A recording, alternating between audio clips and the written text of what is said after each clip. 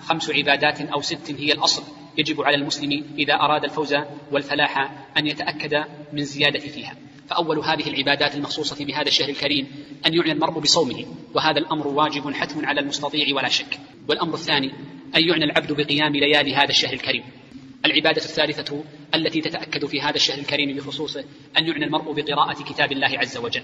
الأمر الرابع أو الخامس مما يتأكد فعله في هذا الشهر الكريم أن يعنى المرء بإطعام الطعام بالخصوص، أن يعنى المرء بإطعام الطعام بالخصوص، والصدقة والجود والكرم بالعموم. مما يخص به الفضل في هذا الشهر الكريم قصد المساجد عموما، ويخص من ذلك المساجد الثلاثة الفاضلة، وكذا لزوم المساجد. وقد جاء عن أبي هريرة رضي الله عنه فيما صح عنه أنه كان هو وأصحابه إذا دخل عليهم شهر رمضان أكثر من لزوم المساجد، وقالوا نحفظ صيامنا. ولزوم المرء المسجد له حالتان. الأمر الرابع أو الخامس مما يتأكد في هذا الشهر الكريم قصد بيت الله الحرام بأخذ عمرة، ولزوم مسجد الله أو البيت الله الحرام أو مسجد النبي صلى الله عليه وسلم. وقد رأى النبي صلى الله عليه وسلم امرأة فقال لها إن عمرة في شهر رمضان تعدل حجة معي. وسادس هذه الأمور هو لزوم الدعاء، فإن الدعاء فاضل في هذا الشهر.